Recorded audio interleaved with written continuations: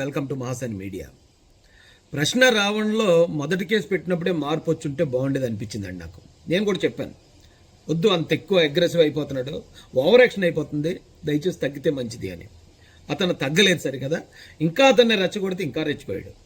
Bail వచ్చే ప్రతిసారి అతను ఏదో విజయం సాధించినట్టు ఆ పక్క ప్రకాష్ రాజ్ అక్కడెక్కడి నుంచో అతని వీడియోలు మాట్లాడడం, ఇంకొకటి మాట్లాడడం, అతనికి ఏదో నేను చేసేది ఏదో గొప్ప అనుకున్నాడండి. వన్ బై వన్ బెయిల్స్ వస్తూ ఉంటే, సరే ప్రభుత్వం నా మీద చిన్న కేసులే పెడుతుంది, నన్ను జస్ట్ ఒక వార్నింగ్ ఇచ్చి వదిలేద్దాం అనుకుంటుందని అతను గ్రహించలేకపోయాడు. గ్రహించలేక నేనంటే భయపడుతున్నారా, నేను నిరాదీక్ష చేస్తాను, నేను ఇంకోటి చేస్తాను, నాకు 500 మంది పోలీసులు పెడతారా, ఇది చేస్తారా అది చేస్తారని చాలా ఎక్కువ ఓవర్గా మాట్లాడాడు సార్. ఎందుకంటే అతనికి పోలీస్ ప్రొటెక్షన్, ఎందుకంటే ప్రజలు అతను కొట్టి చంపేసేలాగా ఉన్నారు, అందుకని పోలీస్ ప్రొటెక్షన్ ప్రభుత్వం ఇచ్చింది.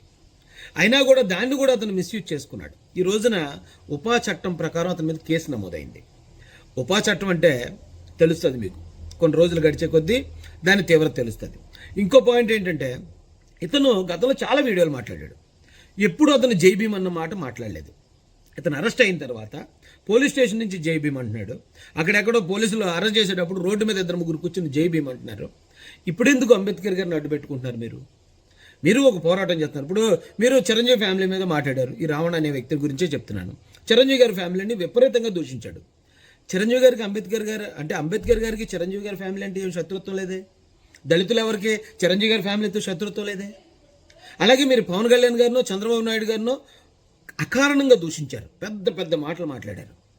ఇప్పుడున్న దళితులు ఎవరికి, దళిత క్రైస్తవులకి పవన్ కళ్యాణ్ గారి మీద అలాగే చంద్రబాబు నాయుడు గారి మీద శత్రుత్వం ఏమీ లేదు, మాకేం అన్యాయం చేయలేదు. ఇంకా చెప్పాలంటే దళిత క్రైస్తవులకి అనుకూలంగా అసెంబ్లీ తీర్మానం చేశారు చంద్రబాబు నాయుడు గారు. కాబట్టి ఇతని పర్సనల్ ఎజెండా ఉంది. ఒకటి, ప్రకాష్ రాజ్ కోసం ప్రకాష్ రాజ్ రెచ్చగొట్టడం వల్ల చిరంజీవి గారి ఫ్యామిలీని, పవన్ కళ్యాణ్ గారిని తిడతాడు, భయపచ్చంగా తిడతాడు ఇతను.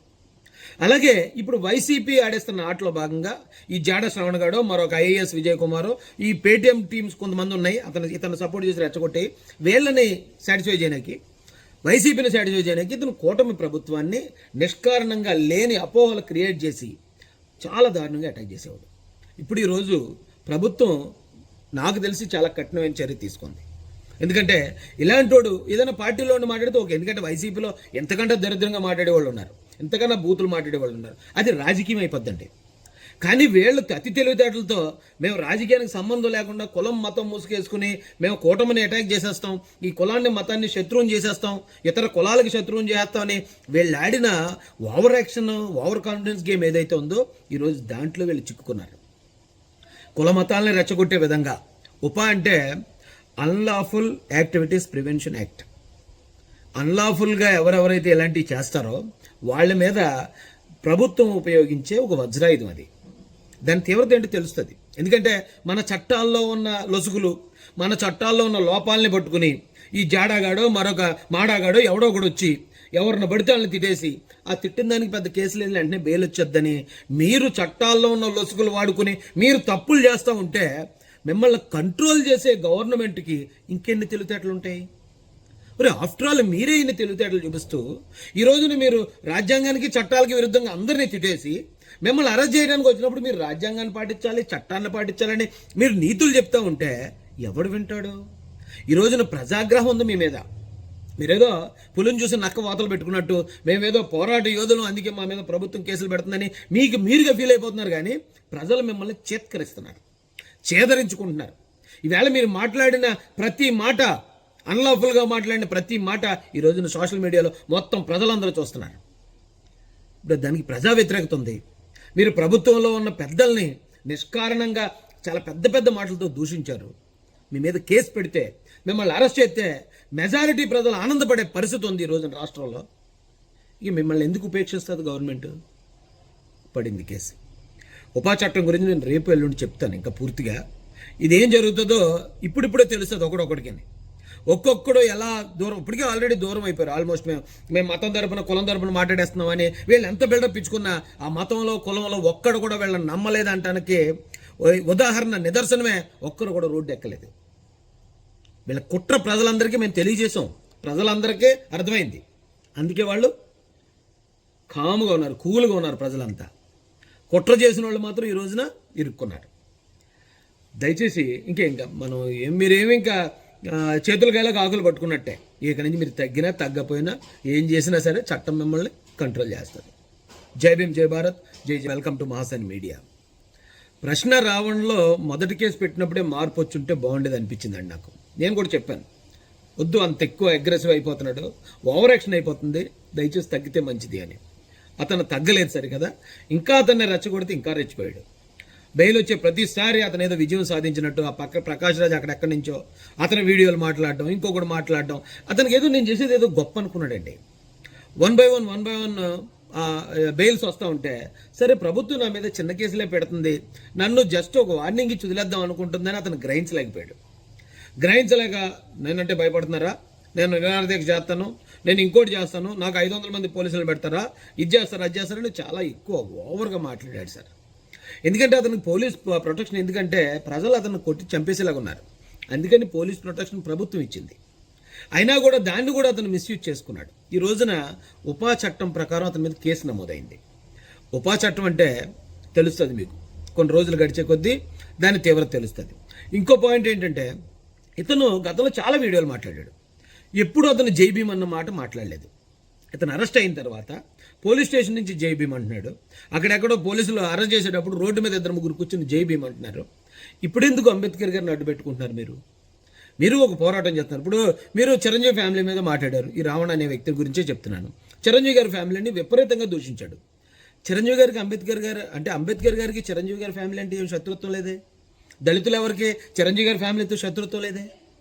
అలాగే మీరు పవన్ కళ్యాణ్ గారినో చంద్రబాబు నాయుడు గారినో అకారణంగా దూషించారు, పెద్ద పెద్ద మాటలు మాట్లాడారు. ఇప్పుడున్న దళితులు ఎవరికి, దళిత క్రైస్తవులకి పవన్ కళ్యాణ్ గారి మీద అలాగే చంద్రబాబు నాయుడు గారి మీద శత్రుత్వం ఏమీ లేదు, మాకేం అన్యాయం చేయలేదు. ఇంకా చెప్పాలంటే దళిత క్రైస్తవులకి అనుకూలంగా అసెంబ్లీ తీర్మానం చేశారు చంద్రబాబు నాయుడు గారు. కాబట్టి ఇతని పర్సనల్ ఎజెండా ఉంది. ఒకటి, ప్రకాష్ రాజ్ కోసం ప్రకాష్ రాజ్ రెచ్చగొట్టడం వల్ల చిరంజీవి గారి ఫ్యామిలీని, పవన్ కళ్యాణ్ గారిని తిడతాడు, భయపచ్చంగా తిడతాడు ఇతను.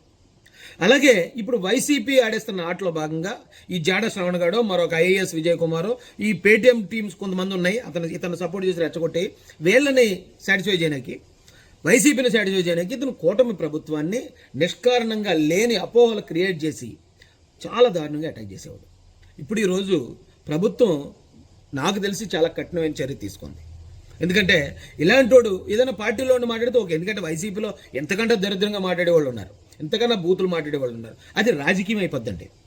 కానీ వీళ్ళు అతి తెలివితేటలతో మేము రాజకీయానికి సంబంధం లేకుండా కులం మతం మూసుకేసుకుని మేము కూటమిని అటాక్ చేసేస్తాం, ఈ కులాన్ని మతాన్ని శత్రువుని చేసేస్తాం, ఇతర కులాలకి శత్రువుని చేస్తామని వీళ్ళు ఆడిన over action, over confidence game ఏదైతే ఉందో ఈరోజు దాంట్లో వీళ్ళు చిక్కుకున్నారు. కుల మతాలని రెచ్చగొట్టే విధంగా ఉపా అంటే అన్లాఫుల్ యాక్టివిటీస్ ప్రివెన్షన్ యాక్ట్. అన్లాఫుల్గా ఎవరెవరైతే ఇలాంటివి చేస్తారో వాళ్ళ మీద ప్రభుత్వం ఉపయోగించే ఒక వజ్రాయుధం అది. దాని తీవ్రత ఏంటో తెలుస్తుంది. ఎందుకంటే మన చట్టాల్లో ఉన్న లొసుగులు, మన చట్టాల్లో ఉన్న లోపాలని పట్టుకుని ఈ జాడాగాడో మరొక మాడాగాడో ఎవడో ఒకడు వచ్చి ఎవరిని పడితే వాళ్ళని తిట్టేసి ఆ తిట్టిన దానికి పెద్ద కేసులు వెళ్ళి వెంటనే బెయిల్ వచ్చేద్దని మీరు చట్టాల్లో ఉన్న లొసుగులు వాడుకుని మీరు తప్పులు చేస్తూ ఉంటే మిమ్మల్ని కంట్రోల్ చేసే గవర్నమెంట్కి ఇంకెన్ని తెలివితేటలు ఉంటాయి? మరి ఆఫ్టర్ ఆల్ మీరే ఇన్ని తెలివితేటలు చూపిస్తూ ఈ రోజున మీరు రాజ్యాంగానికి చట్టాలకి విరుద్ధంగా అందరినీ తిట్టేసి మిమ్మల్ని అరెస్ట్ చేయడానికి వచ్చినప్పుడు మీరు రాజ్యాంగాన్ని పాటించాలి, చట్టాన్ని పాటించాలని మీరు నీతులు చెప్తా ఉంటే ఎవడు వింటాడు? ఈ రోజున ప్రజాగ్రహం ఉంది మీ మీద. మీరేదో పులిని చూసి నక్క వాతలు పెట్టుకున్నట్టు మేమేదో పోరాట యోధులు, అందుకే మా మీద ప్రభుత్వం కేసులు పెడుతుందని మీరుగా ఫీల్ అయిపోతున్నారు. కానీ ప్రజలు మిమ్మల్ని చేత్కరిస్తున్నారు, చేదరించుకుంటున్నారు. ఈవేళ మీరు మాట్లాడిన ప్రతి మాట, అన్లాఫుల్గా మాట్లాడిన ప్రతి మాట ఈ రోజున సోషల్ మీడియాలో మొత్తం ప్రజలందరూ చూస్తున్నారు. ఇప్పుడు దానికి ప్రజా వ్యతిరేకత ఉంది. మీరు ప్రభుత్వంలో ఉన్న పెద్దల్ని నిష్కారణంగా చాలా పెద్ద పెద్ద మాటలతో దూషించారు. మీ మీద కేసు పెడితే, మిమ్మల్ని అరెస్ట్ చేస్తే మెజారిటీ ప్రజలు ఆనందపడే పరిస్థితి ఉంది ఈ రోజున రాష్ట్రంలో. ఇక మిమ్మల్ని ఎందుకు ఉపేక్షిస్తుంది గవర్నమెంట్? పడింది కేసు. ఉపా చట్టం గురించి నేను రేపు ఎల్లుండి చెప్తాను ఇంకా పూర్తిగా. ఇదేం జరుగుతుందో ఇప్పుడిప్పుడే తెలుస్తుంది ఒకడొకడికి. ఒక్కొక్కడు ఎలా దూరం, ఇప్పటికే ఆల్రెడీ దూరం అయిపోయారు. ఆల్మోస్ట్ మేము మతం తరపున కులం తరపున మాట్లాడేస్తున్నామని వీళ్ళు ఎంత బిల్డప్ ఇచ్చుకున్నా ఆ మతంలో కులంలో ఒక్కడు కూడా వీళ్ళని నమ్మలేదంటానికి ఉదాహరణ, నిదర్శనమే ఒక్కరు కూడా రోడ్డు ఎక్కలేదు. వీళ్ళ కుట్ర ప్రజలందరికీ మేము తెలియజేసాం, ప్రజలందరికీ అర్థమైంది. అందుకే వాళ్ళు కాముగా ఉన్నారు, కూల్గా ఉన్నారు ప్రజలంతా. కుట్ర చేసిన వాళ్ళు మాత్రం ఈ రోజున ఇరుక్కున్నారు. దయచేసి ఇంకా మనం మీరేమి ఇంకా చేతులకాయలకు ఆకులు పట్టుకున్నట్టే. ఇక నుంచి మీరు తగ్గినా తగ్గపోయినా ఏం చేసినా సరే చట్టం మిమ్మల్ని కంట్రోల్ చేస్తుంది. జై భీమ్, జై భారత్, జై జై మహాసేన, జై తెలుగుదేశం, జై